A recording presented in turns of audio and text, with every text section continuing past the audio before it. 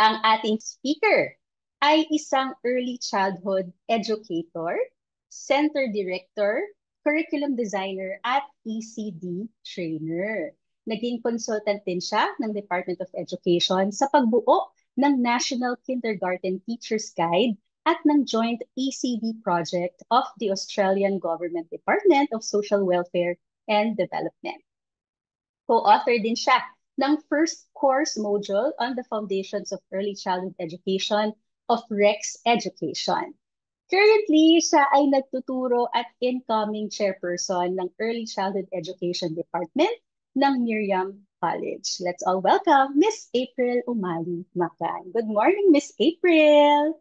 Good morning, Teacher Michelle, at good morning sa more than 1,000 nating child development workers at teachers na nanonood sa atin ngayong umaga. Maraming salamat Yes. po sa inyong pagdalo kasi early care matters nga, no, at sila yung child development workers at teachers natin talaga yung mayroong mabigat na responsibilidad ng pag-aaruga sa mga bata. At yan yung pag-uusapan natin sa ngayong Ayan. at sa susunod na Friday. Alam mo, Miss April, sigurado ako excited na silang marinig yung isi-share ngayong araw. Pero i-share ko lang din po sa inyo yung result ng ating poll kanina. No? So 37% ang alam na po no, yung ating pag-uusapan ngayong araw, habang 63% naman po ang hindi pa ito naririnig. Kaya naman, mga kapamilya, i-ready na natin ang ating mga pen and paper. Pati ako, i-ready ko na rin ano, dahil paniguradong marami tayong matututuhan kay Miss April.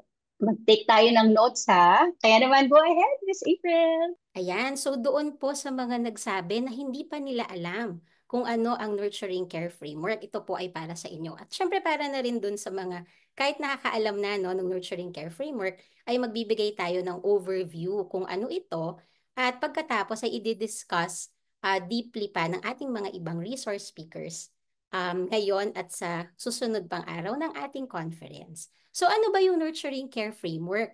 Kanina nabanggit na din po ni Teacher Michelle, no? Kung sino yung mga proponents nitong framework na to at kung saang mga bansa, including na ang Pilipinas, no, na nag-e-engage at gumagamit nitong framework na to para sa pag-aalaga natin sa mga bata. So ito ay pangkalahatang balangkas sa pag-aaruga ng bata. Yung salitang nurturing, ito ay higit pa sa pag-aalaga. Kasi pwedeng nag-aalaga tayo ng bata, di ba? Pero hindi sa paraang nakapagpapaunlad o nakapagpapayaman ng kanilang buong pagkatao. So makikita natin mamaya ang mga sangkap or components ng nurturing care at tingnan din natin, mag-reflect tayo sa ating mga sarili kung ano sa mga components ang kulang pa o dapat pa nating paghusayin. Okay, sa susunod na slide, makikita natin yung nabanggit na din kanina ni Miss Rina, no? Ang sabi, if we change the beginning of the story, we change the whole story. Kung babaguhin natin ang simula ng kwento, mababago ang buong kwento. Naniniwala ba kayo dito? So ang simula ng kwento ay sa pag-conceive pa lamang ng isang sanggol sa sinapupunan ng kanyang ina. Doon pa lang ay pwede na natin baguhin ang magiging buhay ng batang ito sa pamamagitan ng nurturing care. So pag-isipan natin sa susunod na slide, no, bakit importante ang nurturing care para sa maliliit na bata? Actually, hindi lang para sa mga bata, no, kundi para sa ating lahat. Pero sabi nga natin ay sa kanila nagsisimula. So bakit nga ba mahalaga ang nurturing care? No, meron lamang tayong, we only have a small window. Meron lamang tayong kaunting panahon, ilang taon. Pero ito ang pinaka-crucial na mga taon sa development ng isang tao. At kayo, child development workers at teachers, kasama ang mga barangay health workers, mga barangay nutrition scholars, mga opisyal ng barangay, ang ating mga CSWDO o MSWDO ay mayroong mahalagang papel sa mga taon na ito. Okay, so kilala nyo ba si Dr. James Heckman? Ayan, isa siyang Nobel Memorial Prize awardee. Siya ay professor sa University of Chicago Economics, no?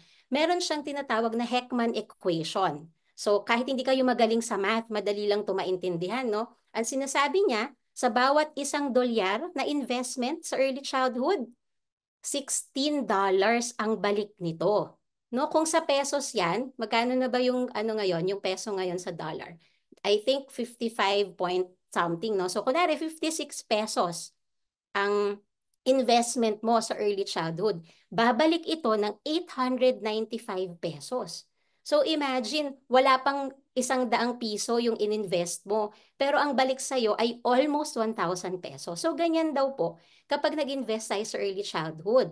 No, sinasabi na mas mataas ang bilang ng mga batang nakakatapos ng high school, mas marami ang nakakatungtong sa college at mas umuunlad ang buhay nila economically. Tapos, mas mababa ang kailangang gastusin sa social education at remediation.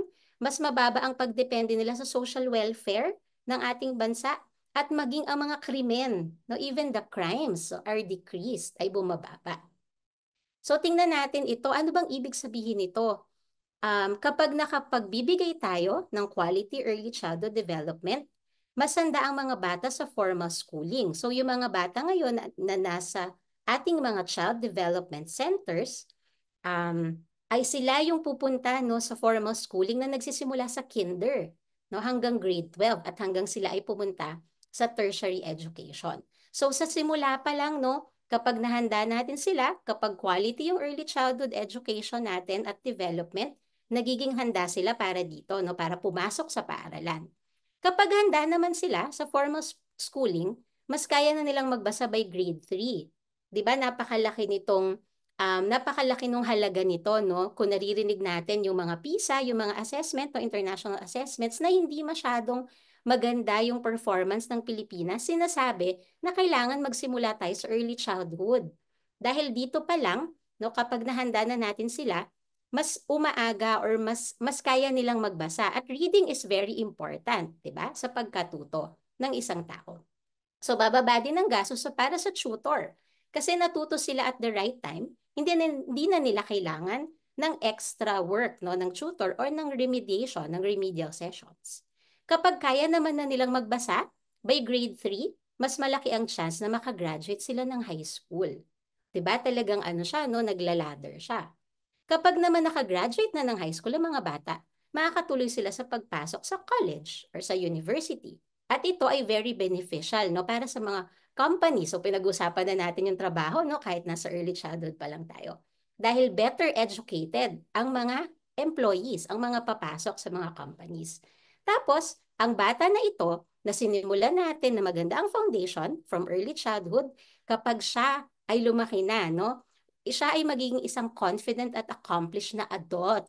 At malaki ang mako-contribute niya sa community, no, sa nation, no, sa economics, no, at sa lahat-lahat ng ginagalawan niya, no, ng kanyang surroundings. So imagine that, no, kung babaguhin natin ang simula ng kwento, kayo na pa natin sinasabi, mababago ang buong takbo ng buhay, no, ng taong ito na tinutukan natin simula nung bata siya. So tingnan natin, no, yung nurturing care framework. Madali lang siyang tandaan kasi very visual. Ang ganda nung visual niya, no? So, maaalala nyo yan, no? Mame-mental note nyo yan. So, tingnan nyo, no? Makikita natin dito yung holistic development.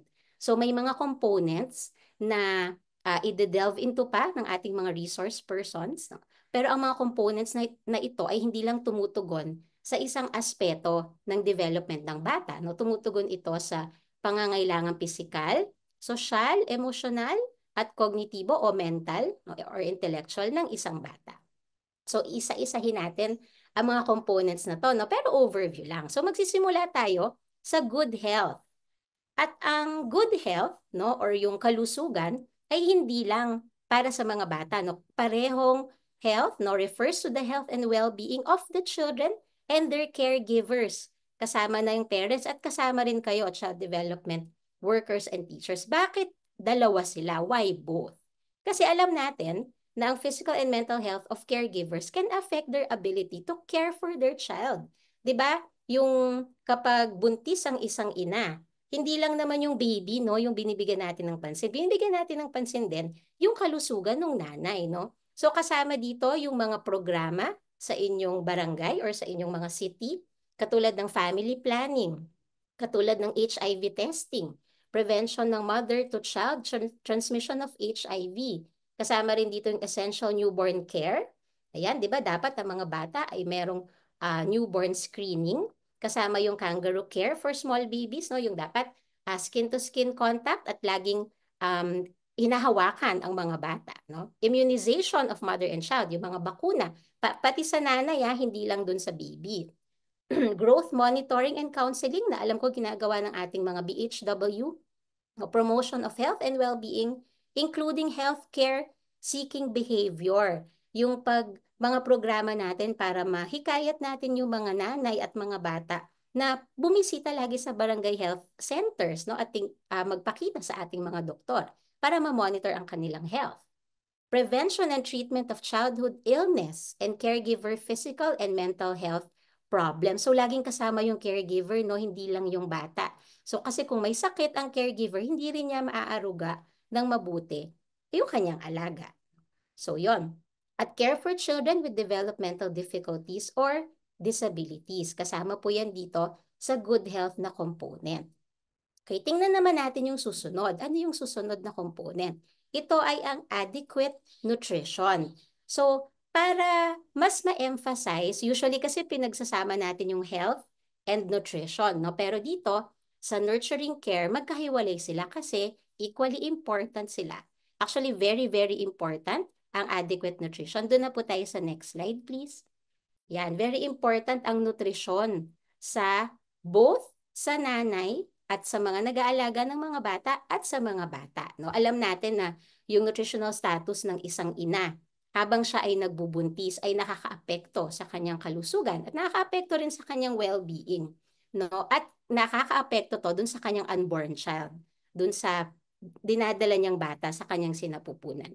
Pagkatapos, after manganak na siya, no, bakit importante pa rin yung nutrition? Hindi lang para sa bata, kundi para dun sa ina. Kasi ina-advocate natin ang breastfeeding.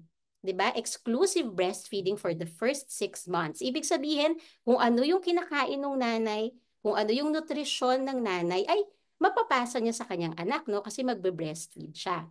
So, very, very important ang maternal nutrition. Alam nyo yung first 1,000 days, 'di ba? Napaka-importante ng period na yan, no? Especially sa nutrition kasi hindi na babawi. Hindi na kapag nagkaroon na ng stunting or wasting, mahirap na or actually hindi na yan kayang bawiin, no? Mahirap na siyang bawiin, no?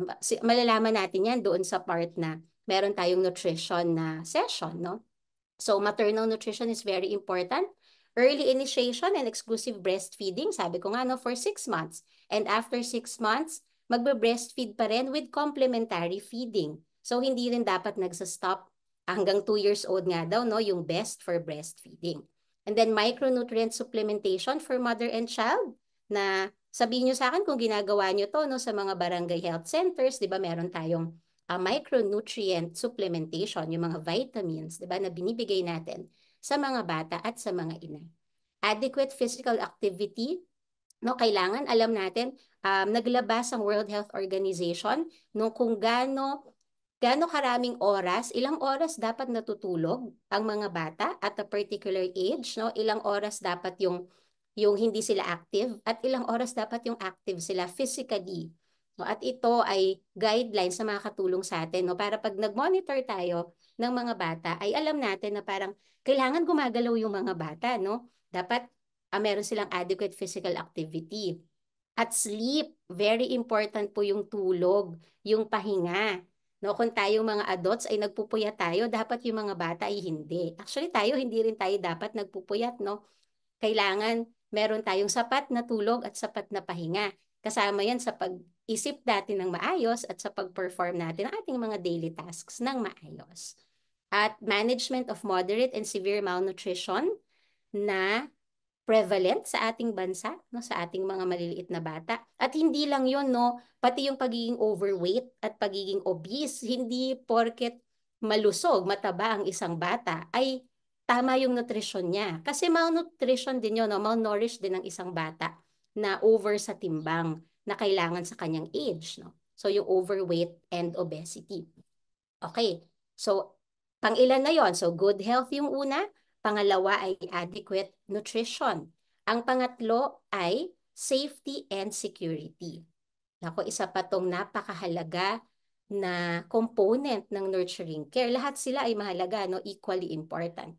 So ito yung safe and secure environments for children and their family. So buong komunidad. Kasama na yung mga physical dangers. Ang inyo bang komunidad ay conducive para maglaro ang mga bata sa labas? Meron ba kayong playground halimbawa or meron kayong mga spaces para makapaglaro ang mga bata? Kung hindi adequate yung space sa loob ng kanilang tahanan, ay nakakapag-provide ba? Halimbawa yung barangay, no? Nang merong mga open spaces para dito mag-stay yung mga bata at makapaglaro sila. Emotional stress, naku, kasama yan, no? Ngayon ay very aware tayo sa mga mental health and well-being, both ng children at ng kanilang parents at ng iba pang caregivers, including child development workers and teachers. Environmental risks, pollution, naku, lalo na dito, no, sa Metro Manila, and access to food and water. Kasama po lahat yan. Yung food safety ay kasama dito sa component na to. Alam niyo ba kasama din dito yung birth registration? Naririnig natin sa news, no, na maraming mga bata ang hindi na-register on time. Kasi dapat pagkapanganak pa lang nila, meron na silang birth certificate, no? Pero marami na rin ginagawa mga programa ang ating gobyerno, no, ating pamahalaan para lahat ng bata ay ma-register. So kasama to dito, no? Food security, sabi ko kanina, and access to clean water, clean indoor and outdoor air, good hygiene. O kasama rin yan pala dito, no? Protecting children from physical punishment, abuse, and neglect. Yan, safe spaces to play at social services, including cash transfer. So kasama po dito yung mga naririnig natin, no, na mga ayuda, ganyan, yung mga binibigyan natin ng trabaho, halimbawa yung mga parents, no, yung mga work for cash. Ganyan, kasama yan, no, para sa mga most vulnerable families. Pagkatapos, ang susunod ay opportunities for early learning. So ito ay lahat ng oportunidad, hindi lamang yung pagkakataon na pumasok sa isang child development center, no? Ito ay any opportunity for the infant, yung sanggol or bata or child to interact with the person, place or object in their environment. So sinasabi na lahat ng interaction, kahit positive pa yan or negative pa yan, or ang kawalan ng interaction ay nakaka-contribute sa brain development ng isang bata. At ito ang naglilay ng foundation para sa kanyang pagkatuto later on. So sa bahay at sa mga child care spaces, including child development centers, dapat meron tayong mga gawain or mga activities that encourage young children to move their bodies, activate their five senses. Di ba? Pag nagtuturo tayo, kailangan lahat, no, yung five senses ay gumagana or natatouch natin. Hear and use language. Lagi natin kakausapin yung mga bata. And explore. Hayaan natin yung mga bata na mag-discover. Explore ang kanilang environment. Explore ang mga materials around them, no, para sa kanilang pagkatuto. Daily routines. Hindi kailangan, sabi ko sa inyo, kung hindi pa panahon para pumasok sa Child Development Center ang isang bata, pero meron na tayong infant and toddler program, ha, di ba? Ng ECCD Council. So even the 1-year-old or even yung mga infants ay nakapag-aral na sila, no, sa ating mga CDCs. Pero kahit sa bahay or sa kahit anong space, ay yung mga daily routines, kailangan nakikipag-usap tayo sa mga bata, nakikipaglaro tayo sa kanila at nag-interact tayo sa kanila. Kakausapin natin sila, no, hindi dahil baby pa sila, ay hindi naman ako maiintindihan yan. So bakit ko kakausapin? Alam nyo ba, I'm sure maririnig nyo to sa mga susunod nyong sessions. Dapat sinasabi nyo sa isang sanggol ang ginagawa nyo sa kanya. So pwede nyo sabihin na, o maliligo tayo ngayon, tatanggalin na ni nanay yung iyong diaper. No? Dapat sinasabi mo sa kanya yon. Kasama yon sa pagtuturo natin ng respect. No? Para paglaki ng mga bata, ganun din yung gagawin nila. No? So hihingi kayo ng permission, no, to touch the child. No? Kahit hindi pa siya makaka-respond appropriately. Kailangan ginagawa natin yon. Telling stories, napaka-importante niya, no? Hindi lang pagbabasa ng storybooks, yung pagkakwentuhan. Very important even for young children. Exploring books together and reading to the baby. Araw-araw daw po ay at least 20 minutes no, ng pagbabasa at pagkukwentuhan kasama ang mga bata. Talking to, yung pakikipag-usap lang sa kanila, kahit sa loob ng bahay, sa mga ginagawa, no, kausapin natin sila. Smiling, imitating, or copying, and simple games, di ba sa mga babies, yung mga eat bulaga, yung mga ganyan, no, peekaboo, no, very important yan. Kasi kahit laro lang yon, no, marami silang natututunan. Okay, age-appropriate play with household objects and people. Nako, yung mga bata, mahilig sila maglaro, no, ng mga kaldero, ng mga sandok sa bahay. Hayaan po natin sila. At natatakot tayo, halimbawa, na masira or mabasag, syempre kailangan na-introduce natin sa kanila properly yung object na yun or material na yun para alam din nilang alagaan ang mga gamit na ito. At dapat age-appropriate. Ibig sabihin, tama dun sa edad niya. Of course, hindi natin bibigyan ng mga masyadong malaki or mabigat na materials ang isang napakaliit na bata kasi hindi pa niya kaya yon, no, um, sa kanyang milestone ngayon or sa kaya niyang gawin sa panahon na yon. At of course, quality standards in formal child care spaces, no? Ang ECCD Council ay merong standards para sa mga child development centers at dapat ay nag-a-adhere tayo dito para sa ikauunlad ng ating mga child development centers at ECD programs. Ayan. At lastly, responsive caregiving. No, ito ay very, very important din. Across multiple services to, no? Hindi lang to responsive caregiving sa loob ng tahanan between a parent and a child, pero sa lahat, multiple services, no? So holistic, parang whole of government approach ang ginagamit natin dito, no? So lahat din to ng opportunity para sa isang bata na mag-interact sa anything in their environment, no? Kasama dito yung pag-model and encourage ng caregivers sa mga bata, no? Yung praise, yan, mahabang usapan to, no? Kung paano magbibigay ng papuri sa mga bata, paano i-commend ang kanilang mga ginagawa at ang mga kaya nilang gawin. Helping caregivers to notice their child's cues, kaya nga responsive, no? Magbibigay ng cue yung bata at tayo yung magre-respond. Parang paano tayo magre-respond appropriately? Kailangan may sensitivity and responsiveness. Halimbawa, isang bata ay gutom, no, or may sakit, emotionally distressed, or gusto niyang maglaro, meron siyang gustong gawin. We have to support caregivers to identify and use everyday moments to communicate and play with their child. At yung mutually rewarding relationships with their child, no, dapat nag-e-enjoy tayo kasama yung mga bata, no? Hindi tayo napipilitan lang na makipaglaro sa kanila. So yung responsive caregiving ay titingnan mo yung cues ng mga bata. Ano ba yung kailangan niya sa oras na ito? At ano yung, paano kung mabibigay ito sa kanya? Paano kung ma-fulfill yung need niya at this particular time? Okay, so paano natin tong, pwedeng feeling nyo masyadong technical siguro yung ibang terms, no? Pero paano natin tong mapuput into practice? Paano natin siyang gagawin? No? Sa next slide makikita natin collaboration is important, di ba? In practice, kailangan, it takes a village nga to raise a child, no? So, hindi kaya yan ng parents lang. Nandyan tayo, child development workers and teachers. Nandyan lahat, no? Health workers, iba pang caregivers, iba pang tao sa community para ma-support yung nurturing care. Kasi nakita nyo ang daming components, no? Na kailangan talaga lahat magtatrabaho para ito ay maisakatuparan.